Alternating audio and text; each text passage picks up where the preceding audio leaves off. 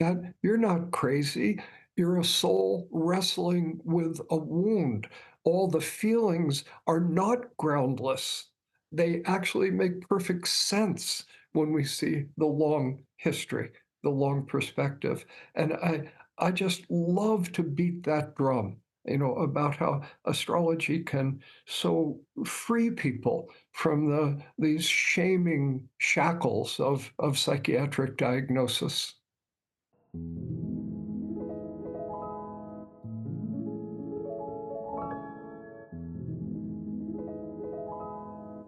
Okay, so hi everyone. My name is Kristin Stevens, and I am a member of the Lila team. I work with Steven and Ricky and Linnea, and many others as well. And I'm a proud mother of a little 2-year-old boy named Dean, who was born on June 10th of 2022. So he just had his second birthday a couple weeks ago. And yeah, it's been an interesting an interesting shift from not having any children to then being the mother. And I'm a full-time mom. I'm home with him all the time. And it's been, yeah, kind of a roller coaster in the best way, and a beautiful unfolding of the kind of person and soul that he is and that he came here to be. And I think our intention for this session is to have a mini counseling session of how I can best parent Dean. And I'm sure you will do a beautiful job of broadening that to where many other people can get a lot of benefit from what we talk about and use it to try to be the best parent to their specific child. Yeah, great. Thank you. So let me dive in. I'd like to start by saying that there's certain things that all kids need, and everybody knows that, and that should come first. Love, obviously, is at the top of the list. Every kid, every human being needs love. Kids need some degree of security. They need a little bit of initiation into the do's and don'ts of society because they're not born knowing that stuff. And I don't dwell on this because it's one size fits all. It just needs to come first, especially love.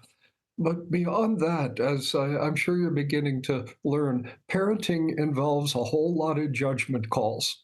Mm-hmm. uh, what might be good for one kid might not be good for the other kid, and how the heck are you supposed to know that because they don't come with instructions tattooed on their forehead and all of this. So I always like to dive into this process of the synastry, the astrological relationship between a parent and a child by just thinking about the child's chart. Who is this kid? In fact, let me correct myself. Who is this soul Mm-hmm. who sure looks like a little kid right now? But let's not forget, this is a soul launched on the stormy seas of life. And now here's this could be a rant, so I'll try to keep it short. Conventional astrology basically purports to do two tricks. Here's your personality and here's your future. And if you stop and think about it for a second, first off, it's depressing because it gives you no room at all for change or growth or anything like that, or personal responsibility. And then second, it's wrong because we are capable of growth and we are capable of taking personal responsibility, and people change. And so you're not in some little prison. Little Dean is not in some little prison called his personality. He's a soul who was born in, let us call it a karmic predicament, just like the rest of us. He's got some things right and he's got some things wrong. And that's why he's taken birth as a kind of primate here on the planet Earth, halfway between the amoebas and the angels, so to speak, on the evolutionary track. I'm smiling as I say all this, but of course it's deeply serious. And one of the reasons I say it is that when I look at a kid's chart, I always make the effort not to be blinded by the illusion that this is just a little kid. And so, ooh, coo, coo, coo, and all of this. No, let's be serious. This is a soul who has come here with this chart describing that karmic predicament and describing how to get on with it. And our task as friends of the family or parents is to wisely custom tailor our response to the child in a way that reflects our awareness of that karmic predicament and how to help the kid get on with it. Now, obviously, all I've said so far is one size fits all, but it kind of sets the tone for this process. Now, um, sun sign astrology has its strengths and its purposes, but it sure can get us into trouble. And a fine example of that would be your son, Dean. Oh, he's a Gemini, so he's the life of the party and he's talking all the time. And that's not what I'm looking at here. His destiny is tied to language. He is a Gemini, but he's a 12th house Gemini, the Mm. mystical, spiritual house. And he has Cancer rising. That's his ascendant, arguably the most sensitive of the signs of the zodiac, the most psychological. Now, Cancer is said to be ruled by the moon. And you go to any group of astrologers and say, what does the moon mean? They're all going to pipe up and say feelings. And that's right. The moon is more than that, but that's a good start. The planet that rules the ascendant, Cancer in Dean's case, is the moon. We just call the moon a planet in astrology. So he's got a really strong moon wherever he Mhm. is. And then we look for the moon in his chart. It's in Libra, another air sign like Gemini. We'll have some things to say about that, but it's in the 4th house of his chart. Cancer is the 4th sign. I hope I'm not making your head spin, but basically the moon loves being in the 4th house, and the moon loves having Cancer rising. And so your little boy is a total lunatic. Now, that's a fun word to use. Obviously, you laugh and I laugh as I say it, but it used to be pronounced lunatic, not lunatic. It Mm. didn't mean crazy, In the old days, it just meant a lunar person, which implies a feeling person, a sensitive person, a nurturing kind of person. The archetype of the great mother is lunar. Now, he's manifest as a male on this earth, but there are plenty of men with strong moons. Uh, if he's gay, God bless him, but it doesn't mean he's gay. There's no correlation there that I've ever seen. Uh, but the idea is that everything other than his Gemini sun sign basically is pointing in the direction of sensitivity and depth and a quality of privacy. Now, this becomes kind of a complicated issue. This will be ambivalent. All the mystics in the history of the world, and remember that 12th house sun, the archetype of the mystic, is strong with him. All the mystics in the history of the world periodically disappear. Where'd Dean go? Oh, well, he's off in his bedroom, which is to say, sitting on the mountaintop meditating, but it may not require a mountain. Mystics need a lot of time to not be their personality, Mm. to simply be silence, be spaciousness. And so, on top of his emotional and psychological sensitivity, with all those lunar signatures, we also see this spiritual side that thrives on solitude. And so his soul is saying to your soul, Mom, leave me alone sometimes. I know you'll love me, but you don't have to tell me that. Now, obviously, sometimes you do have to tell him that. And again, I promised ambiguity. And there we have his Libra moon. Now, Libra, a sign ruled by Venus. And all I have to do is say that, and 90% of people understand we're talking about love. Venus is the goddess of love. Moon represents a set of instincts in a person, basic emotional needs in a person. And so we see a great hunger in Dean to love, to be loved, to have the experience of exchanging love. I mean, I've been doing this work so long that I almost feel like I'm meeting somebody when I look at a chart, and it's a little different. In some ways, it's deeper. In some ways, it isn't. But I really like your kid. And I think I am not alone in this. I think everybody will like this kid. This will Mm. seem a bit of a footnote, but it's actually important and relevant. One of the greatest blessings of my life was to be actually very good friends for 7 or 8 years with a man named Robert A. Johnson, who had studied directly with Carl Jung. He died a few years ago, 97 years old. He was an old man. He was studying with Carl Jung the year I was born. That's how long ago this was. And Robert A. Johnson wrote books about Jungian psychology. He was an analyst. He sold 3 million copies of his books. He was pretty famous in the world of Jungian psychology. Sweet, gentle, wise man with sharp insights into people. The reason I'm saying this is Robert Johnson was a 12th house Gemini with Cancer rising, just like Dean. So Wow. yeah, isn't that amazing? I can confidently predict that Dean will be a famous Jungian psychoanalyst. Obviously, I'm joking as I say that, but it does say something about his nature, Mm. something about the spirit here.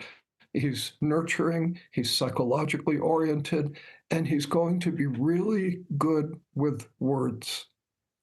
Now, there's a lot of roads I can go down here, but here's one of them. One manifestation of Dean's wisdom is he chose you for his mama. Mm. And there's something actually very specific there because you're a Pisces. And Pisces is the 12th sign.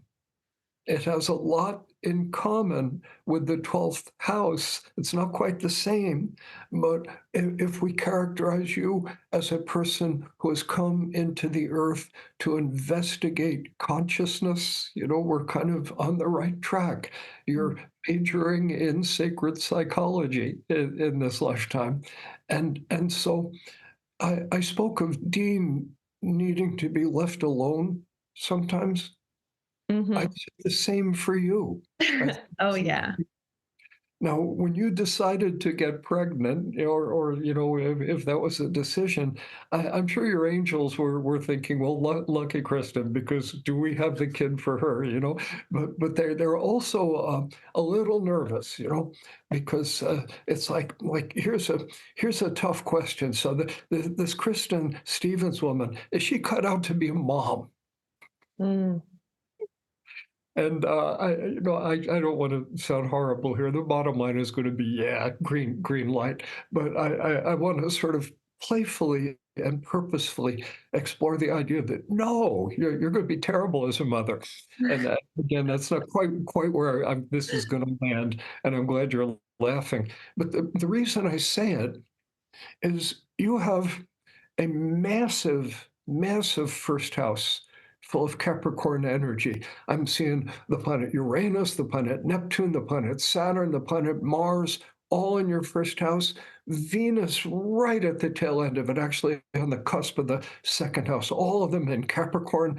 Uh, First house, independence, Mhm. leadership, making your own choices. Capricorn, ruled by Saturn, which is there, so it's a very strong Saturn. Capricorn, the hermit, the lord of solitude. Sagittarius, rising, the cusp of the first house. Sagittarius with its independence, its need for adventure and change, and throw in the planet Uranus, at which I mentioned, the first of the planets in the first house, the planet of rebels and revolutionaries and troublemakers. And so, you're a barrel of monkeys, you're fun, at least from my point of view, because I like people like that. But Mm. it's like, okay, so what happens to such a person when we tie her down with a little baby and there's all these routines and suddenly, she used to have a life and now she has a baby.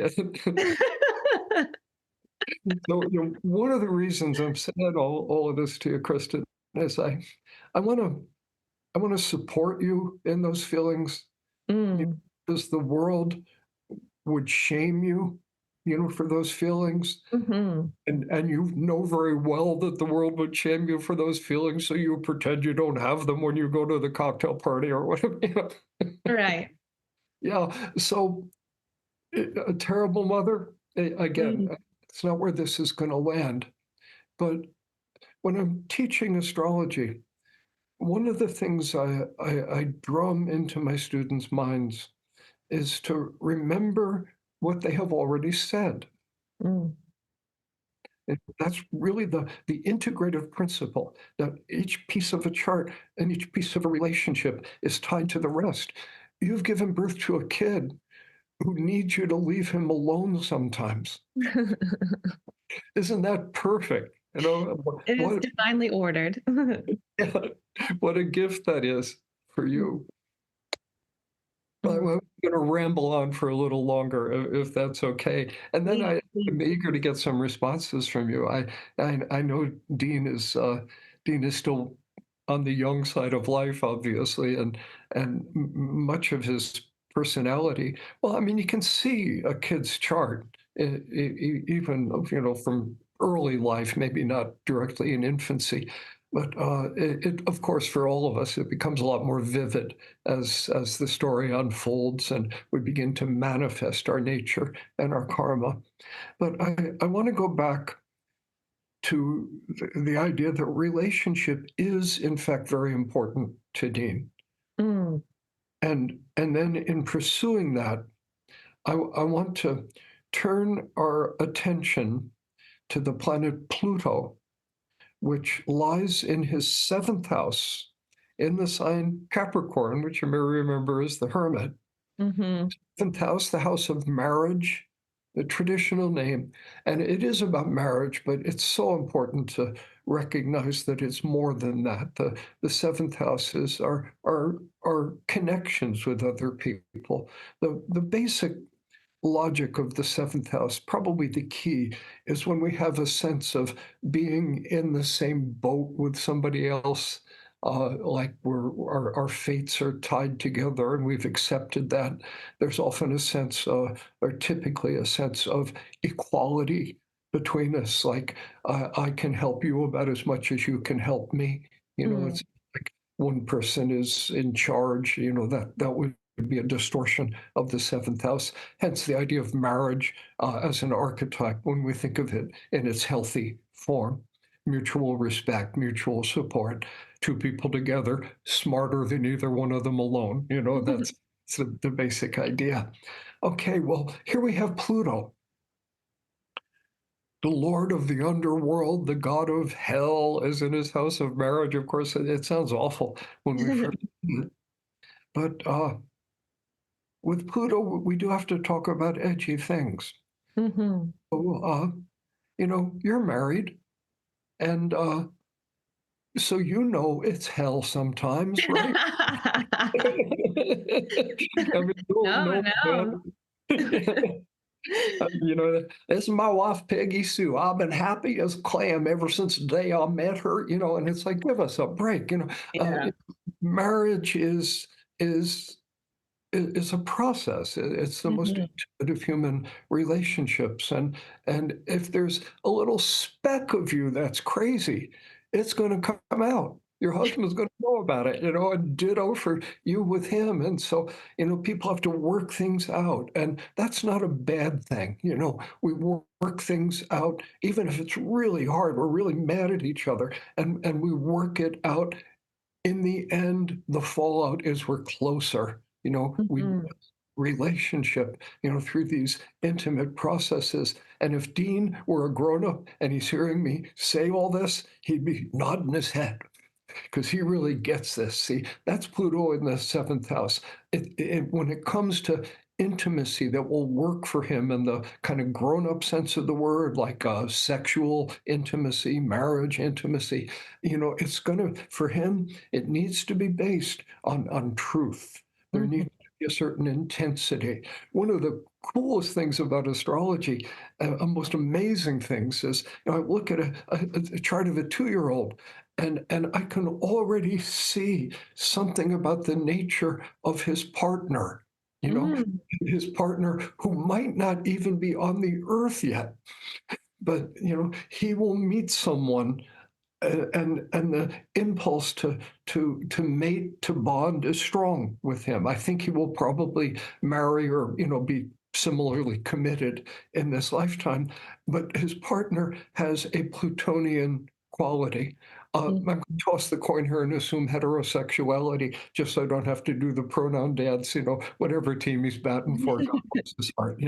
But I'm seeing a woman, and one thing that attracts him to her instantly, she looks him right in the eye when he's Mm, he has the sense that she's looking into his eyes rather than at his eyes. mhm, And because she's been in the world for a while, she knows some people don't like that. That's too intense. But it's not too intense for Dean. So she likes him right away, just like mhm. he likes her. Now, all this I believe to be true. But if I'm wrong, nobody's going to know, because I'll probably be dead before he's married. Here I am, 75, so it's a perfect crime. But here, thinking about present tense, where he is learning how to be human. You know, he Mm, brings some knowledge, but he's learning a lot about it from you and his dad. mhm. So let me go back to, sometimes marriage is hell. I'm really not negative about it at all, but just kind of honoring the process. So let's say you're just really peeved with your husband. And let's say, you've been like that for some weeks, you're just kind of up to here with him. Why did I ever marry that? Just you're in that kind of place. Maybe he's feeling the same about you. I don't want to put the curse on you, but it's life. And so there you are. And so there's kind of a bad vibe in the house. Mhm, This is one of those illustrations of how astrology can help a parent make a judgment call. A lot of good parents who love their kid, going through a bit of a difficult time in their marriage, would feel it's very important for us to hide this from the child. We don't want the child to feel insecure. We want the child to feel that this is a safe and stable home, even if it isn't, even if we're not mhm. sure what tomorrow will bring. Always protect the children and shield them, from these truths. And I don't want to make fun of anybody for having that feeling. For some kids, it's going to be the right call. For Dean, it's the wrong call. For one thing, it won't work. You can't hide anything. Remember, this is the reincarnation of Robert A. Johnson, the psychologist. You and your husband, you can't fake anything It's with him. so true. Yeah, he needs the truth. And Mhm, so if you're having trouble with your husband, and again, I don't mean to put the curse on you, but if that's happening, then the right thing to do is to talk about it, and sort of take some of the fear out of it, or he'll exaggerate the fear. I'm really pissed off with your daddy lately. Sometimes life sucks. I mean, we're working on it, and I bet it's going to be okay, but yeah, he's really exasperating sometimes.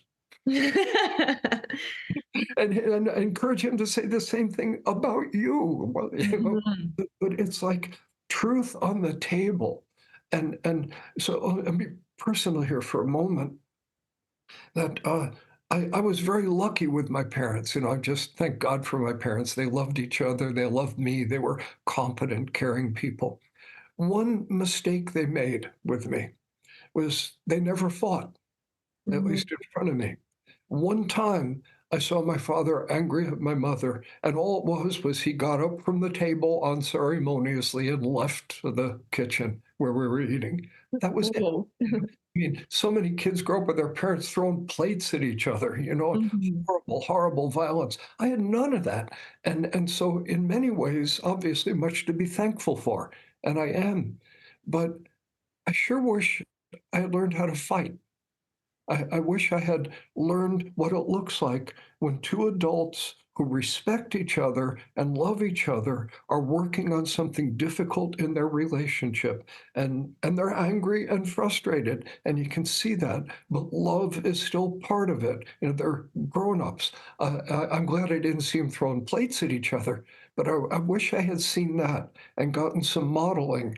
And so next time you're peeved with your husband, It hope. never happens though, remember? It never happens. So Yeah, okay, never. The idea, I mean, he's 2 years old, Dean, now, so maybe he's a little young for this, but you'll sense a time when he's ready for grown-up truths, and this will actually help him in a future marriage.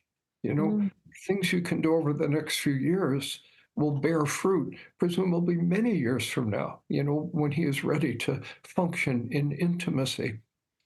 With the Libra moon, again, he's oriented to relationship. With the Libra moon in the fourth house, the house of the home, classically, he's oriented to the long shared story with another person. He's oriented to, basically, I will say, marriage.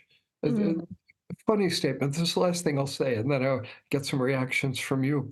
But a strange statement.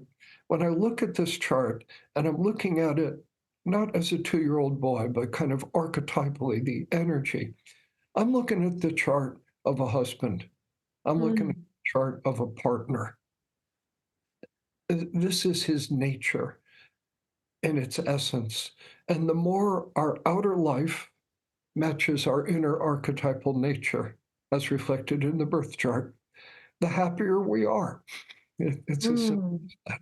So I would foresee marriage for him.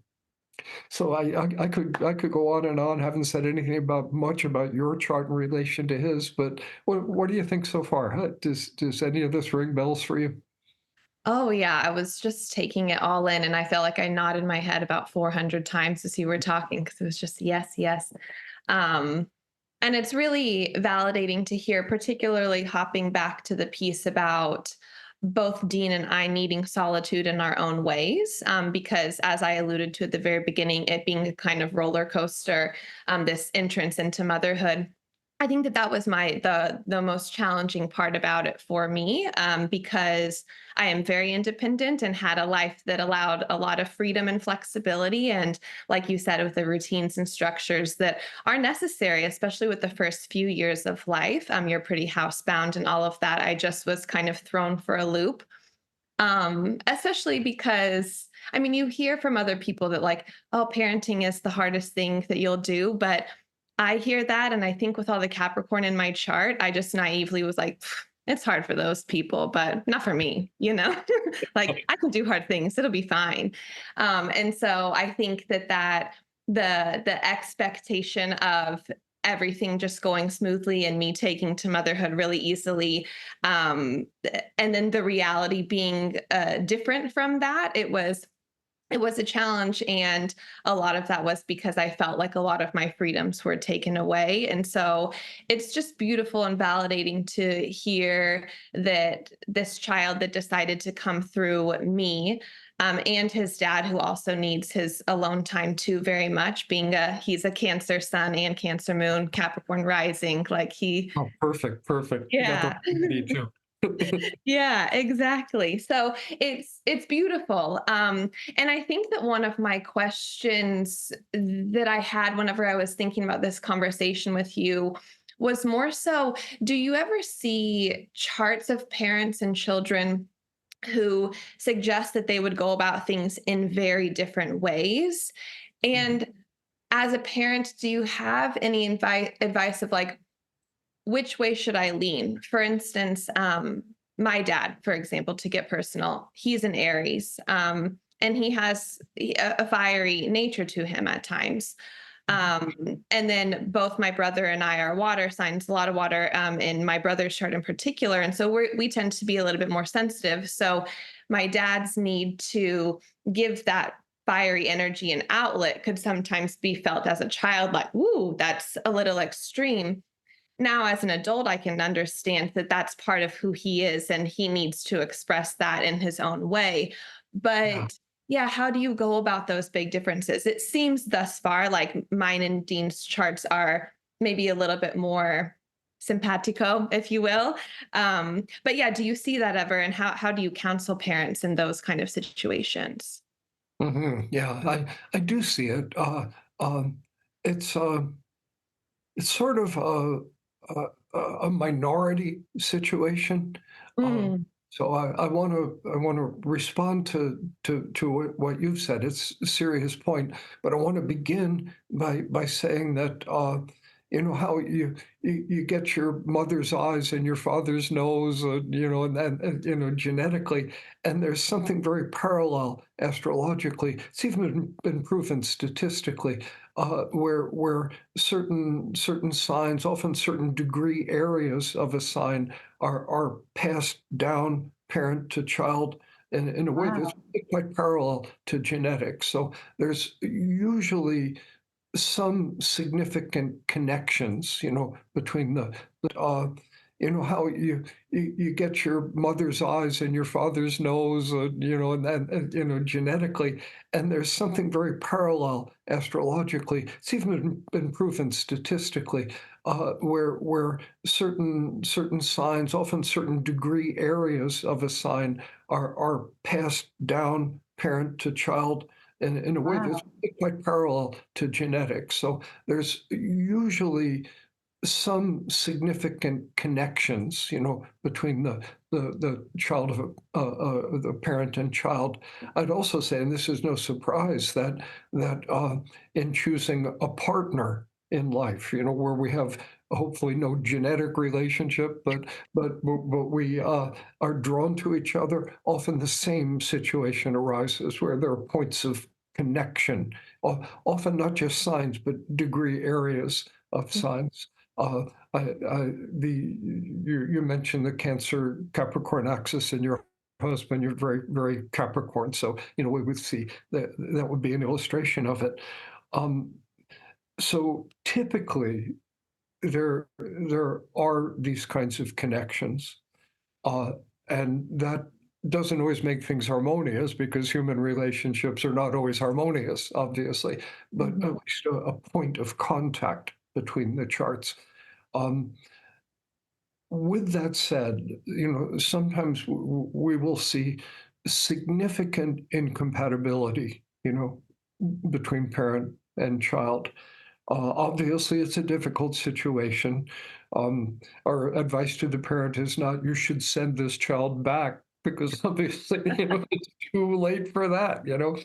And so if an astrologer is invited to intervene in that kind of situation, um, there's a phrase I find myself often using in counseling sessions for Sinistry. The phrase is informed compassion for each other, not Mm, just compassion, which is a good idea, but informed compassion.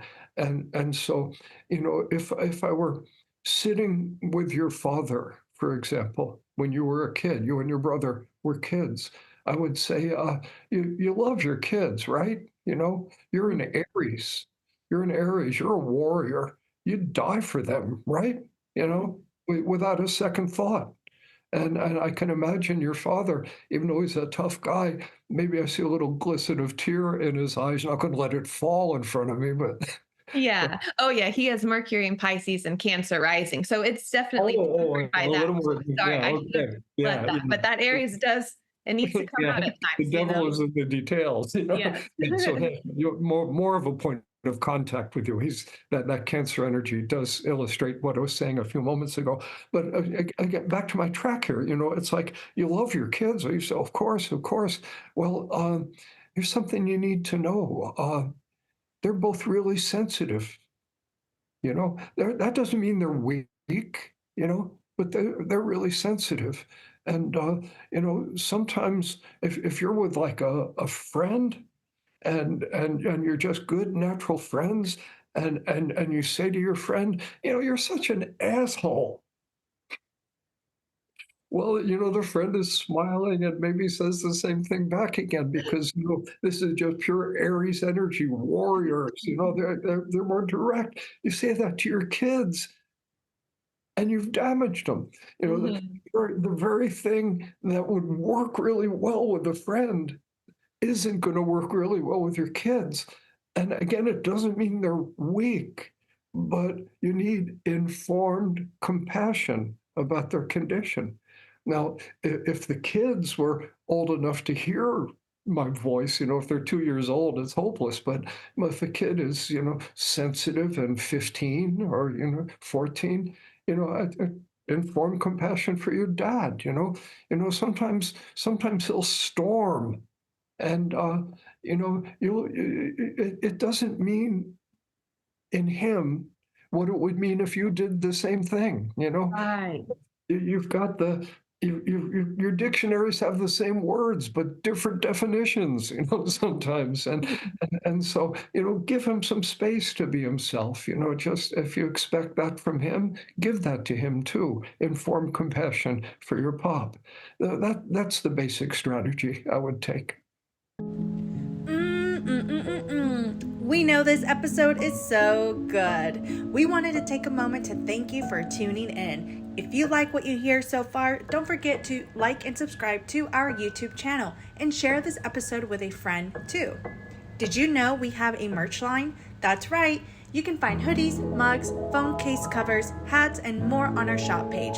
So if you're enjoying the podcast and want to support us, head on over to our shop page down below and check out all of the cool merch we have for each season.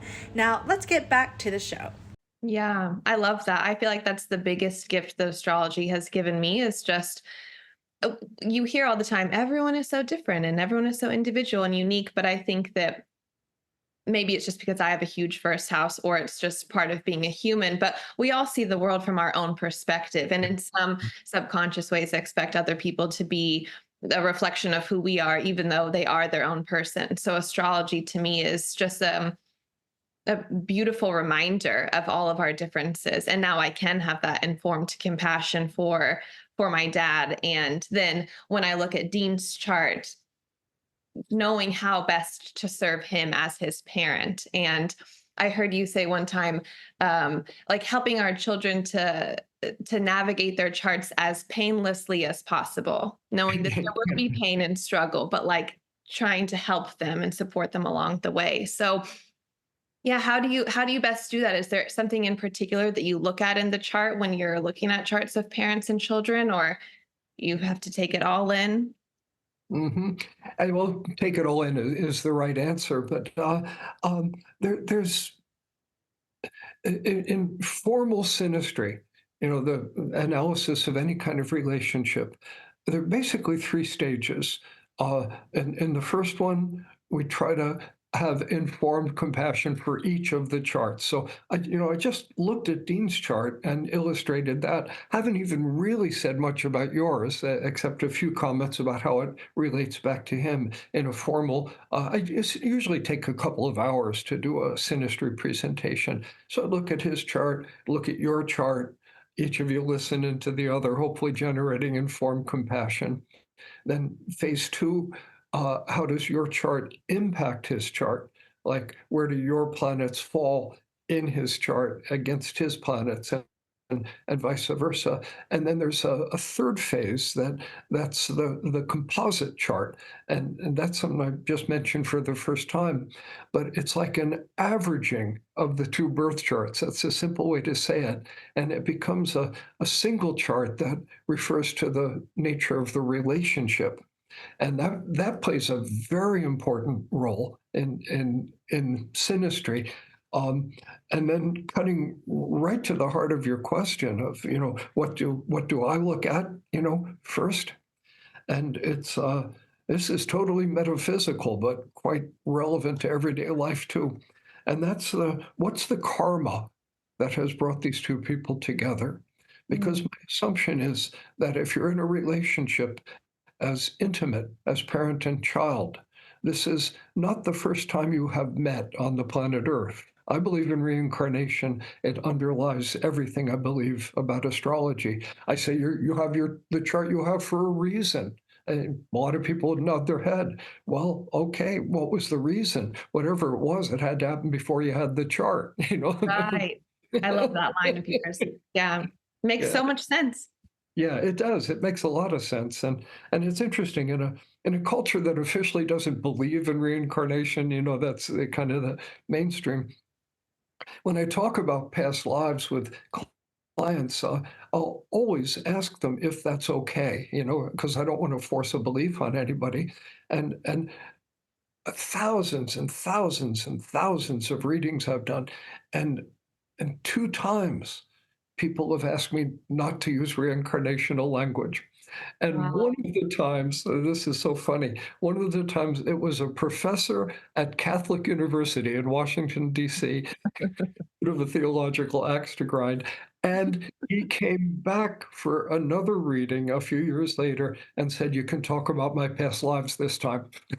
So Wow. I love that. I've never heard that story from you. it's a good one, isn't it? So I'm Yeah. down to one person out of who it's not like everybody believes in reincarnation, but everybody seems kind of open to it. Mhm. So it fits easily with this work. So the royal road to understanding past life themes is the south node of the moon. It's a mathematical point. I don't need to get all science class about it, but we each have a south node in our own chart, and a composite chart has one too. And there's the karma. And that's often where I start. Now, here's an easy question. Do you want to hear about yours with Dean? Yes, please. I'm aware of being sort of in lecture mode here. I don't mean to eclipse you, but it's the nature of astrology. It's as complicated as life. And so a lot of astrologers feel they need to, kick out a spiffy one-liner that makes everybody laugh. And that's okay. No shame in that, but it strips astrology to 1% of Mm, what we do. Hopefully that's clear already just from our little conversation. yeah. So in your composite chart with Dean, we're looking at a south node of the moon in Libra in the 6th house. Mm, It's important to know, I'll be a little techie for a moment. It's important to know where the ruler of the south node is, the planet that rules Libra, Venus, and so there's Venus karma. Well, where is the Venus? In Pisces. So we get another echo of Pisces in the 12th house, the 12th sign. The Venus is in a conjunction with the Lord of earthquakes and lightning bolts, the planet Uranus. And it's in a very tight square with the planet Pluto, the mm, god of hell, and so we're looking at there's something painful in this karma. mhm, And there's also a whole lot of love in this karma. There's the Libra, there's that Piscean Venus. Going a little further, the South Node in Libra is what suggests partnership. Now, a little while ago, I talked about the 7th house, house of mhm, marriage. Libra is the 7th sign. Libra is the scales. In the 7th house, we want equality between people. And mhm, so here we get our first kind of light bulb insight that the basic nature of the karma between you and your son is not parent-child karma. That what mm, you're looking at is the karma of two people who have been in an equals kind of relationship with each other.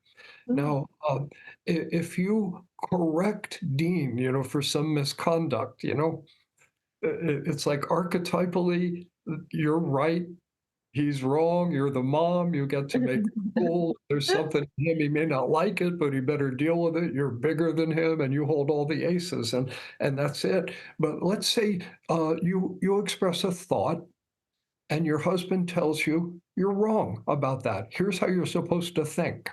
Mm. You know, where are you going to bury him, becomes the question. Yeah, so in a marriage or a friendship, there has to be that sense of mutual respect. One Mhm. doesn't tell the other one what to do. You and Dean are accustomed to that kind of relationship. Let me Mm. underscore, Dean is accustomed to that kind of relationship with you. And so he's a little peeved at being your kid in this lifetime. And so that will be a dynamic that asserts itself. And you'll wrestle with it because you are his mom and you need to be the boss now. But if you both navigate your lives with reasonable grace, the karmic pattern will make itself felt. And I actually have a very happy prediction here that in 30 years, he's going to be your friend. Mm. That's what That's it's going to feel lovely. like. Yeah, isn't that beautiful? Yeah. Mhm. And you'll sort of graduate from the parent-child relationship. I see him.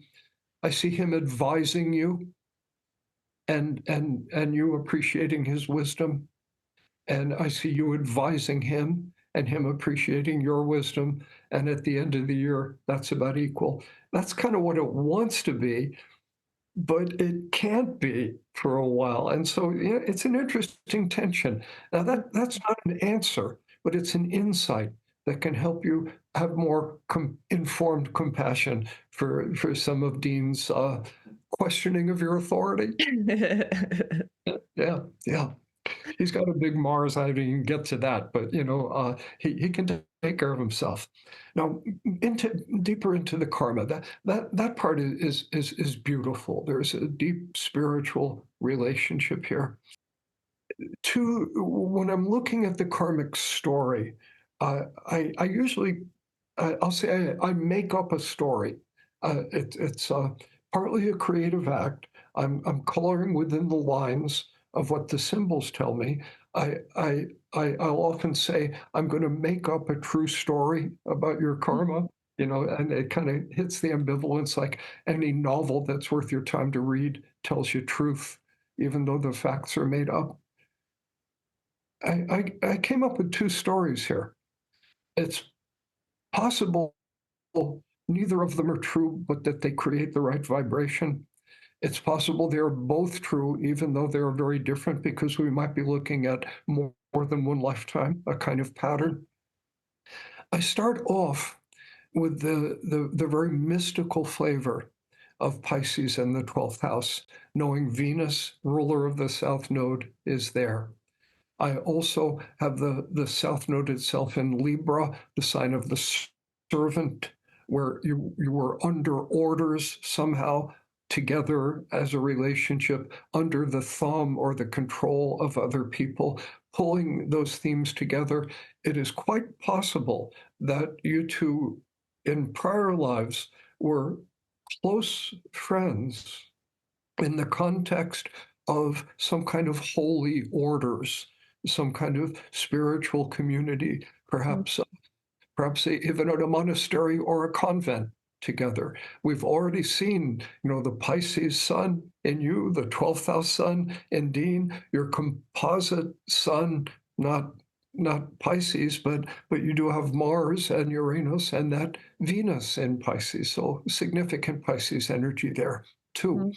Mhm. And so there's some evidence of shared spiritual friendship in the karmic past, and that you were in a convent or a monastery together. I don't know. That's a good metaphor. Kind of gets us thinking, right? The vibration of that statement is true, and so we will see in this lifetime. Well, you're obviously interested in astrology, spiritual kind of astrology. I wouldn't be surprised. Dean says, "Well, teach me about that," you know, Mm. and it becomes Oh, a I hope so too. It becomes a basis of conversation between you on a loftier plane than the typical language of this world. So there is an ancient spiritual connection. Now, there are some heavy pieces that I haven't gotten to yet. The second story that I would tell, which might be simultaneously true, and this will freak you out. So fasten your seatbelts. But looking at all this energy, you may very well have been lovers in a mhm. life. And of course, that really confuses people. I remember just a little quick personal note. One time years ago, I was at a conference and I met a woman, astrology conference, and she and I, there was just this real zing between us. We're both married and committed to our relationships, but sometimes you just meet somebody, it's like, oh my God, Oh, yeah. yeah. I have a And fifth house moon, so I get it. yeah, I get it. Yeah, it's human and beautiful. It's important to honor it and not be ashamed of it. Yeah. Because this is somebody I think I could have married her. There was that kind of vibe, even though we just met. It was such a simpatico. And so it was a little confusing, because we're both married. We didn't kiss or anything. But the next morning, we're real honest with each other right away. The next morning I ran into her again at the conference and she said, "Steve, I had this dream last night. And I just heard this voice, and it was, 'I am your mother, Steve.'" Whoa. And and there's a wonderful Southern metaphor here. It took the lead out of my pencil. Oh, hi, Mom. Sure, it was a karmic memory of the fact that she had been my mother, and Mhm. that kind of ruined the gender zing for me. It's really confusing to go parent to child to partners or lovers or back again.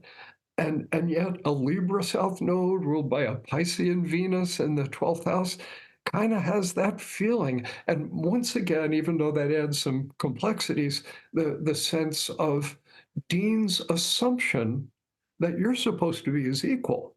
You're not Mhm. supposed to be the boss. You're not supposed to tell him to clean his room, or to show up on time or get dressed or, whatever. But of course, you've got to. So we're right back to that problem. Even though there's the underlying love, there's some interference from the karmic past. Now, the piece, I can't say I've been avoiding it. And I don't want to say I've been supposed to be his equal. You're not Mhm. supposed to be the boss. You're not supposed to tell him to clean his room, or to show up on time or get dressed or, whatever. But of course, you've got to. So we're right back to that problem. Even though there's the underlying love, there's some interference from the karmic past. Now, the piece, I can't say I've been avoiding it. And I don't want to say I've been saving it up either. Just haven't talked about it yet. I mentioned Uranus in a loose conjunction with the Venus, just a little under 10 degrees, which is about where I set the limit. And then Pluto virtually dead on square to the Venus. And there is tragedy here. If you were lovers in a prior life, I might add taboo lovers, breaking social custom of what's acceptable. And there's in every culture you can marry anybody you want from A to maybe B or C on the list. All, gender, class, age, all the different rules about who we can love. It was worse in the past than it is now, and so some sense of intimacy, but breaking those rules. And the Pluto square suggests tragedy. Pluto in Sagittarius, ninth sign, ninth house, often connected to religion. And so religion, my favorite line about religion is it makes good people better and bad people worse.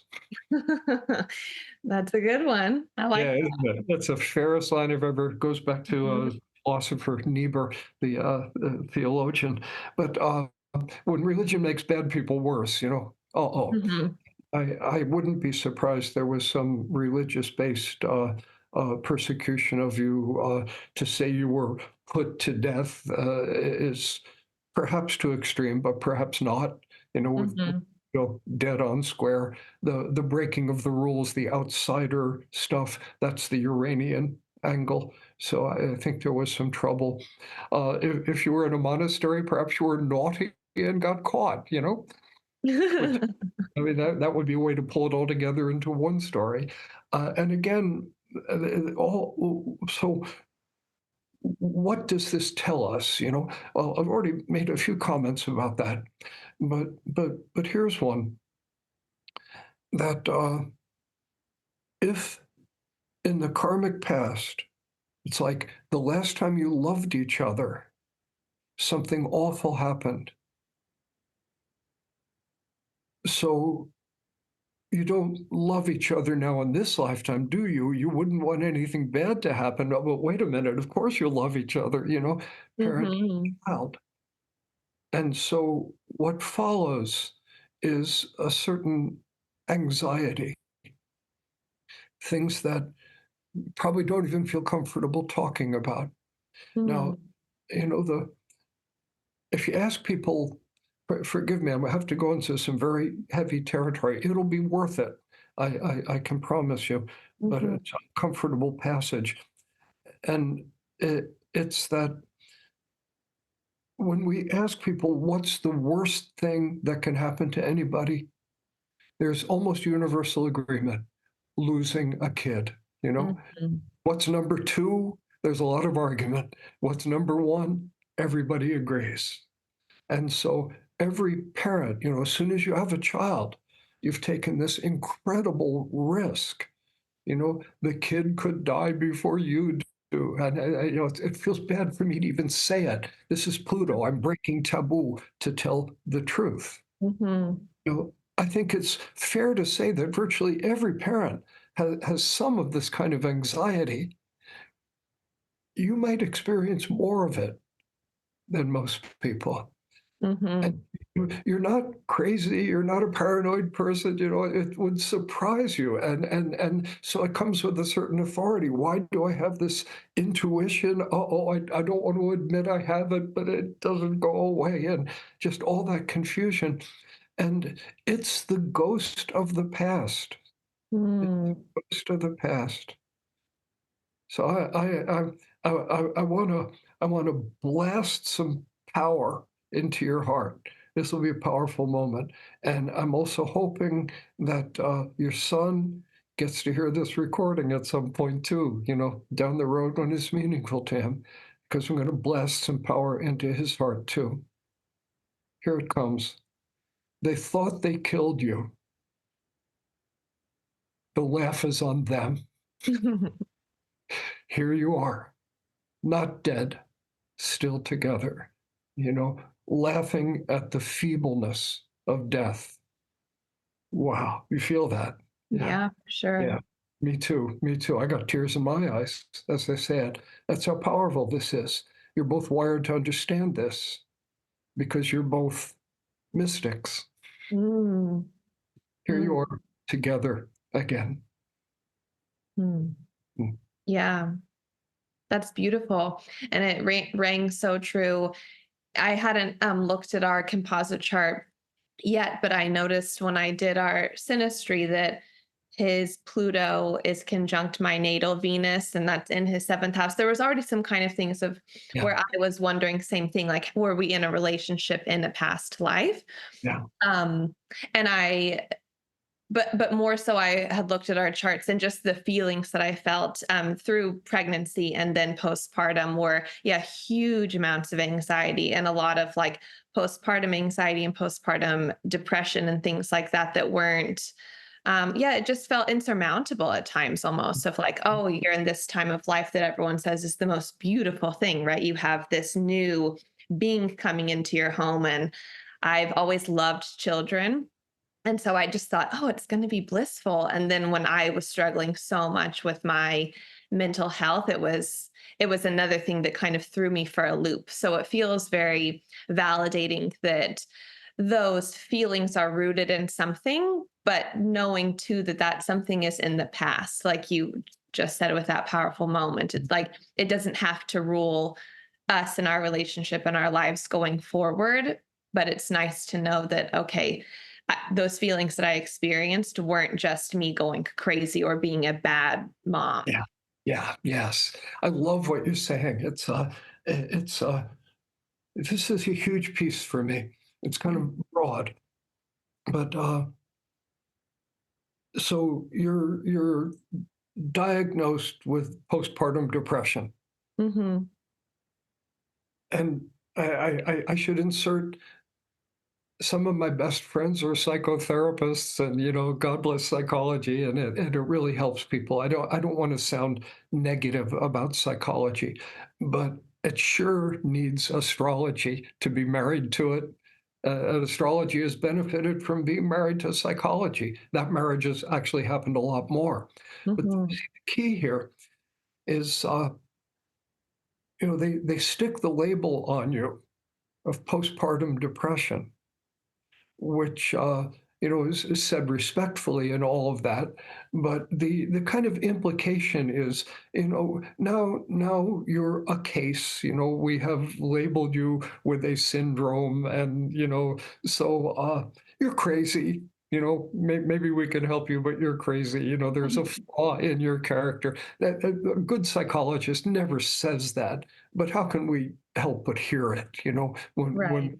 framed as a diagnosis, and that you had an experience we could fairly call depression after you had a baby, postpartum depression, fair enough. But we look at it astrologically, and it's like, you're not crazy. The last time you two were together, something absolutely awful happened. And you stick your finger in an electric socket, you're highly motivated not to do that anymore. And so here you are with your finger heading for the electric socket. Oh my God, it's in, because here you are with Dean again. This isn't craziness. It completely reframes it. 90%, I'm making up a number, but of sort of conventional psychiatric issues, the standard run of things, OCD, and et cetera. We look at them astrologically, and we see that they are a sane and understandable response to an unresolved experience from prior lifetimes. And once we see that, something magical happens, that we give you back your dignity, you know, Mm. that you're not crazy. You're a soul wrestling with a wound. All the feelings are not groundless. They actually make perfect sense when we see the long history, the long perspective. And I just love to beat that drum, about how astrology can so free people from these shaming shackles of psychiatric diagnosis, Yeah. and then send them to a shrink, and maybe the shrink can help. I mean, again, not to be negative about all of that, but being wary of those labels. Yeah, no, it's hugely helpful because I think that too, Dean is our first child. And in my mind, initially I was like, oh, I want 4 kids. And now I'm like, I'll give you a sibling and then we're going to call it a day kind of thing. Um, Okay. but I still would like um, yeah, to have that, maybe not that same experience again, but to be pregnant and to give birth again would be, I'm hopeful that that will happen in the future. But I'm curious because this is obviously talking about mine and Dean's personal chart interactions. But I know that in my natal chart, I have kind of an intense South Node square, the moon, and Pluto, both of Mhm. which oppose one another. Yeah. And so, do you think that this is something that to kind of prepare myself for, I don't know, a similar experience if I do get pregnant and give birth again? Or is it just dependent on that soul's chart and how ours interact? Yeah, yeah. You've hit a very fundamental point. I see your astrological instincts are working here. So your South Node squared by a Moon Pluto opposition, and South Node in the eighth house, classically the house of death. Uh, Moon connected to motherhood, fertility, and so on, opposed by Pluto, the god of hell, the natural ruler of the house of death. Moon in the fifth house, among other things, the house of children. Putting all this together, and it's pretty clear there's an experience of probably death in childbirth in Hmm. your life, which, of course, is an extremely common reality. Hmm. Historically, so many women died in childbirth, and what what a nightmarish experience that must be. I mean, let us count the ways. And Hmm. so, when you decided to get pregnant, your angels were proud of you being so brave. Mhm. Because there is an ancient fear. It's not unusual with the moon square the south node like this to see people who have difficulty becoming pregnant Hmm. or miscarriages. Obviously, this it didn't work out that way with you, but it's a common pattern. And people search in vain for biological reasons or invent biological or medical reasons for all of this just so they can sound like experts. But in fact, it's the deep psyche, it's the deep soul saying, I'm not going to do this again. You can't fool me. You know what happened? Yeah, it's so true. And actually, with Dean, just being totally honest, it wasn't necessarily something that was planned. My husband and I have been together for a very long time, and I think everyone knows how babies are made. So we're rolling the dice, if you will. But yeah, it wasn't totally expected. And I think that that's what's kind of interesting, given my experience with the postpartum ups and downs, and then this next time it will be a more conscious decision. And I felt that within myself of like, we'll get close and I'm like, no, no, no, no, no. And my back will start hurting or something like that, that makes me feel like, oh, I'm not going to be able to, healthily carry a pregnancy while dealing with a bunch of back issues. And so, yeah, anyways, it's a random aside, but yeah, it's interesting this Not time so I'm being random. more conscious. Yeah. Yeah, yeah, yeah, exactly. So it's wonderful news that you're married and a mom and basically happy and love your kid and your kid loves you. That's obviously that'd be good news for anybody. It's sort of generic Hallmark greeting card comment. But when we see it in the light of your karma, both yours personally and yours with your son, it takes on a greater depth. This is a kind of spiritual breakthrough for you, for each of you, to Mm. be in this situation. And congratulations on your next pregnancy. Thank you, thank you. And so with that next one, will there, I guess going back to my original question, like, should I anticipate challenges, or do you think conversations like this can help to clear? Like, I know my natal chart that stays static my whole life, so that what we just talked about, the South Node, square the Moon and Pluto, will always be there. But yeah, is that something, I don't know, that I should prepare myself for? No, I think you are prepared now. Mm. That'd be my first guess. Questions like this are hard to answer with complete confidence, but you've made a breakthrough.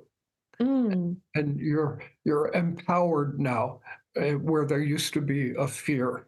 Here's your Aquarian North Node ruled by that Uranus near the ascendant. You can do this. You can make this choice. And so we all are in this weird situation where you know I think of William Faulkner, the great Southern kind of Gothic novelist, who once said one line. It was so brilliant: the past is not dead. It's not even past. I love that.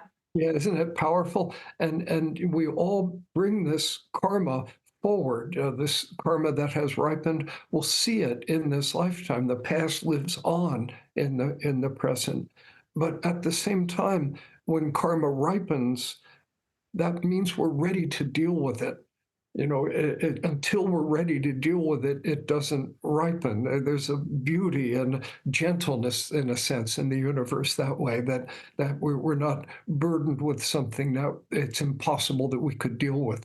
And so, this karma ripened, and here you've risen to the challenge, married, took the risk of pregnancy through the famous activities that you mentioned, and along comes a baby, and you have the baby, and you're healthy, and the baby is healthy, and you're thinking of another one, and what a triumph that is, based on the karma.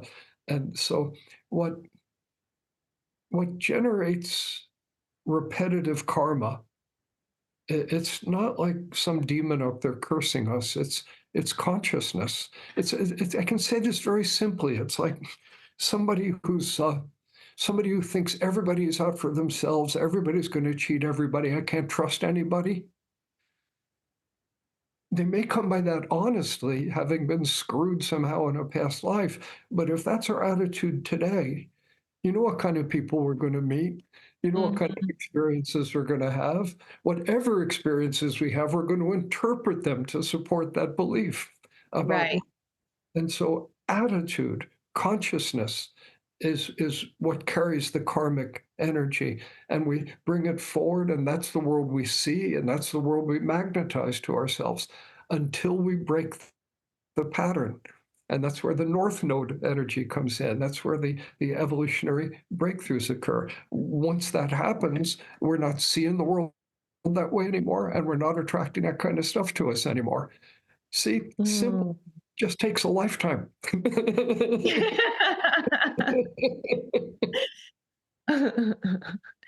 No, it's really helpful. And another one of the gifts of astrology that I always feel is it's very empowering too, when you look at it through that lens. Like, things are not happening to us. They are happening for us and presenting opportunities for growth and evolution and all of those things. So yeah, no, it's helpful to hear, because I think that having such a strong South Node, those fears crop up in my mind a little bit. But if I can just do my part in directing my energy elsewhere, then can write a new story. Yeah, absolutely. Write a new story. That's what it's all about. Thank you so much. That was so wonderful. It's been great. It's been fun getting to know you too, Yeah, it's been really, really wonderful. I really appreciate all of your time. And it's more helpful than I can explain. So thank you for taking the time and all of your wisdom. Thank you. Yeah. Bye-bye. Bye-bye, Steven.